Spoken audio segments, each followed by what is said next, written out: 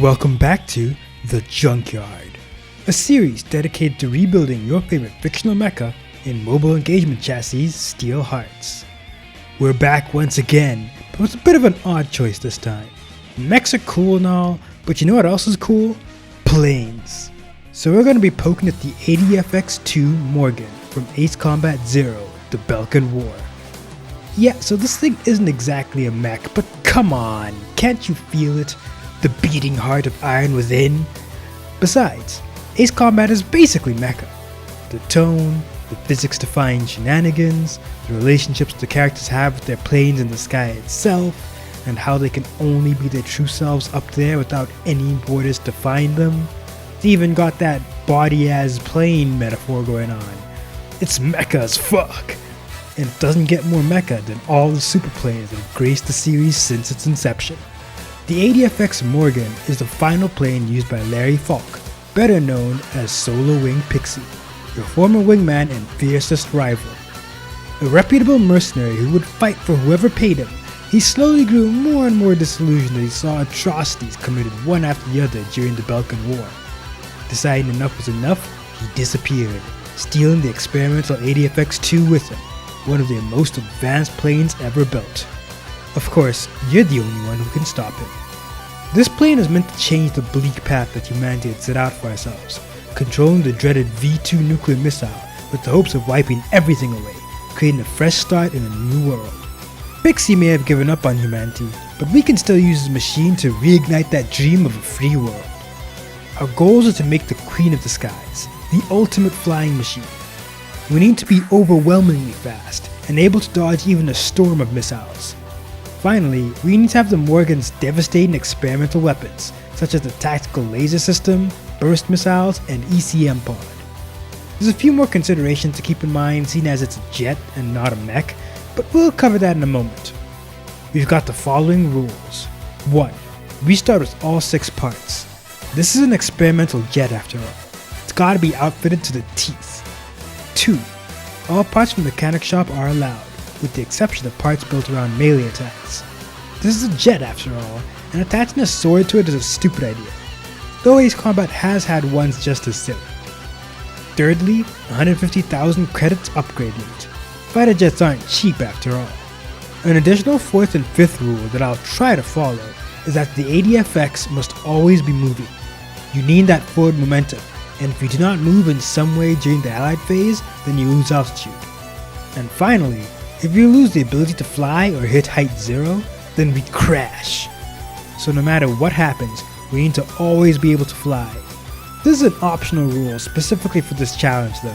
In an actual game, it's easy enough to handle if your plane being VTOL capable, so hitting height 0 wouldn't be a problem. We're gonna need those Macross vibes for this one, so it's only natural that we're using parts from the Falconer Zeta. Beyond that, we'll also need parts from the Dragoon 13, Jouster 25, and Sorcerer Alpha. So, if we're making a plane, then having wings is the most important thing. For that, we're taking the Dragoon Wings maneuver part. This gives us +5 speed, the ability to flap to 6 spaces, and the concussive lance for Sidewinder missiles. Next, our helmet part are the array of sensors on all planes. For that, our Hawk sensors do the job, passively increasing the range of all our basic attacks and stratagems by +3, ignoring AoE attacks and anything that has a range shorter than 4. Lastly, for our arm part, we're taking something a little out of left field for an aircraft. We're grabbing the Jouster's Tower Shield. The Jouster is thematically a fabulous pick due to the nature of your final duel with Pixie, but the shield isn't here for show. The Morgan is canonically near indestructible from anything that doesn't target its front exhaust ports, so the Tower Shield giving +1 durability, +4 max shields, and +2 soak is a good representation of that. It also gives us the Wall stratagem, boosting our shields and clearing effects. Easy to see this as an electronics countermeasure pod, negating incoming attacks. Or just your ultra mad skills letting you dodge out of the way of everything.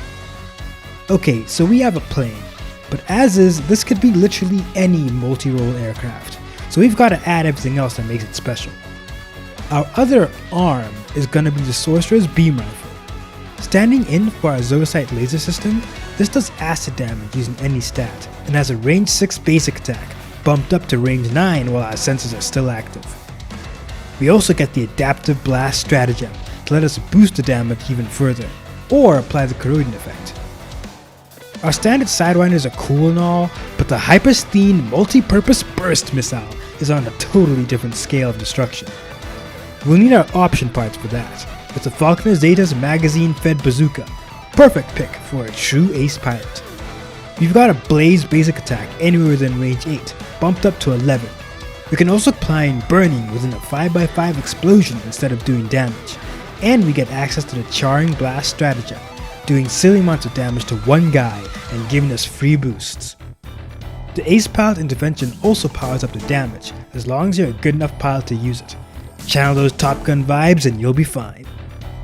Finally, this legendary plane has to be able to outspeed anything, so we're taking the Flight Core. We've got 2 thrusters and 2 wings, so it doesn't make sense for our flight to rely solely on one part. So the Flight Core gives us +1 mobility, +1 soak, and the ability to fly up to 6 spaces high. Once per allied phase, we can also switch to a flyer form, boosting our speed and soak by a ridiculous amount at the cost of being unable to use basic attacks. This thing is kind of always in a flyer form by virtue of being a jet, so we'll reflavor this as turning up the heat with our afterburners, making this move too fast to hit anything without concentrating or some kind of lock-on or homing capabilities. This surprisingly simple mech is complete, but we're playing Steel Hearts, and a jet isn't good enough on its own. So let's install a Battlestone and get to our upgrades. As a fighter jet, this thing is made of paper compared to even a moderately tanky mech, so speed is the name of the game with this one. We're getting our mobility near max with 5 upgrades.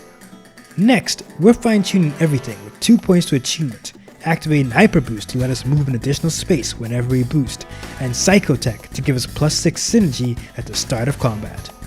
Hyper Boost synergizes really well with the Charring Blast, and with the Ace Pilot chance, so we're always pulling physics-defined stunts with constant synergy burns. You're probably going to be burning a lot of them on shields and boosts with how fragile you are, but don't let that stop you from really letting loose with amplifying the damage.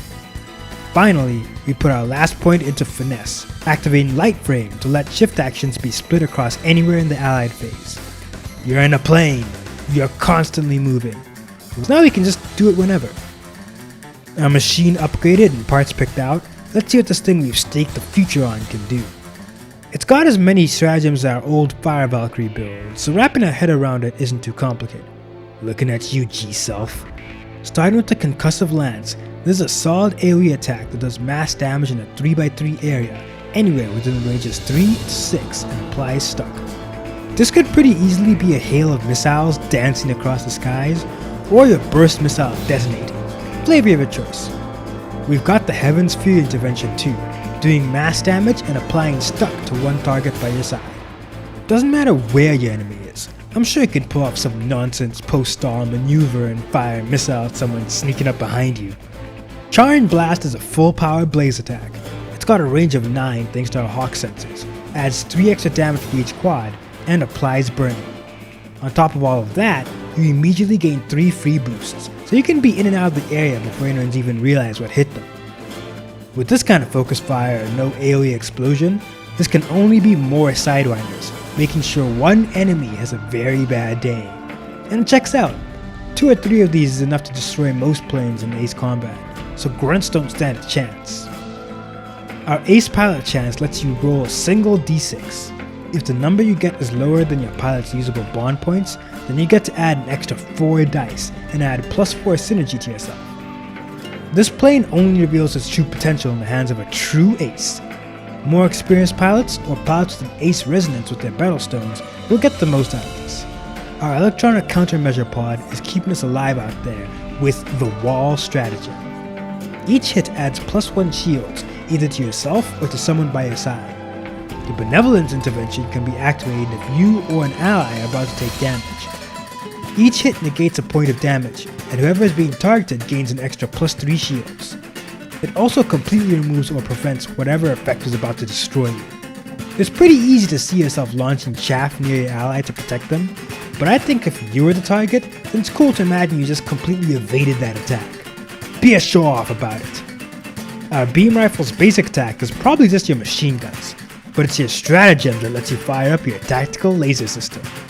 With a laser designed to shoot down cruise missiles, this thing does +1 damage each hit and +2 damage for each quad. It's slightly weaker than the Charring Blast, can be any element and use any stat. This wouldn't be too strong by itself, but as an intervention, we can use our caustic munitions. It does +1 damage on doubles and lets you apply corroding. It's an intervention, so you can do this whenever you want, and since it's got 3 uses before needing to be recharged, you can open up an attack with applying corroding before blitzing through their now exposed armor with any element, or even cause a detonation with more acid damage. Finally, our flyer form is the Morgan at her best.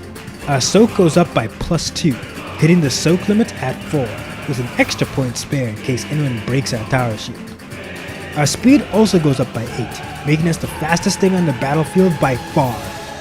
Every time we take a shift action, we gain +4 shield as we become harder and harder to hit and burn our afterburners even brighter. The biggest downside to the flyer form is that we cannot use basic attacks like this, but we rely on our stratagems a lot more than them anyway, and have so much synergy to recharge them that this isn't really a big deal. We're just pushing all our parts a little past the limit, that's all. Now that the Morgan is complete, how well does she actually fly? Our mobility isn't too bad at 7, with space for one more upgrade in the future. Our attunement is acceptable at 3. Belka and Witchcraft can create strange machines, and isn't strange enough to feel just a little magical, even if it's not. Our finesse and torque are kind of bad at 2. We're really fast, but plain bodies don't really move much for obvious reasons, so we're not going to be doing anything super dexterous. Same deal with our torque. All of our plane's power is going to the engines to move so quick, but trying to physically slam into someone would be a death sentence, even with the Morgan's indestructible body. Durability and computing are trailing behind at 1s. Durability for similar reasons as torque, and as for computing, we're normally relying on some kind of AWACS unit nearby for intel and e-warfare, not doing it ourselves. As for our status, our shield max is 12, which isn't too bad, but is immediately better when you realize we have loads of synergy for overshields, and stratagems that fill them up. Our soak by default is 3, which is amazing, and becomes 4 once we turn on our afterburners. Our armor is literally as low as it could get, stuck back at 12, so we can't afford to get hit ever, and overheats are going to seriously hurt us. Some of the Morgan's parts are only rated to handle 9 G's worth of physical force, but we're not gonna let that limit you, right? Our speed is fantastic at 15, and we're breaking the sound barrier with our afterburners, blazing at a speed of 23. This is the second fastest mech we've ever featured here, lagging just behind Basara's Fire Valkyrie, but gaining more weapons and armor in exchange for the lost speed. For pros, this thing is lightning quick, and has the range to match it, so you can rain down mayhem from the skies above. It's also got loads of synergy and good regen, so even staying at higher altitudes won't do much to stop you. While our weapons aren't the most dangerous, they're all serviceable, and have a mix of good single target damage and horrible explosives and AoE attacks. Unlike the Fire Valkyrie, we actually have a lot more options to nullify damage we receive as well via the tower shield, and much better soak. Overall, we're deceptively tough as long as we can manage our synergy well. For cons, you might be tricked into thinking you're the tank thanks to all of the above. You're not. Your armor is still 12, and direct damage is your nemesis, along with really big AoEs that even you can't boost out of. Crucially, you're also still a plane. Anyone applying stuck is a massive problem because that swats out the sky. Even ignoring my optional rule about no landing, you simply don't want to be on the ground ever. And rising above height level 3 again burns up synergy that you desperately need for your shields and to recharge the wall. Finally, you simply cannot fight in melee at all. Some stratagems shut down at that range, and we don't have like a jet knife or something to help you out here. Stay away from everyone and you'll be fine. So that's the ADFX-02 Morgan complete. A plane once used to create a world without borders. I'm sure you too can find a reason to fight with it. Ain't that right, buddy?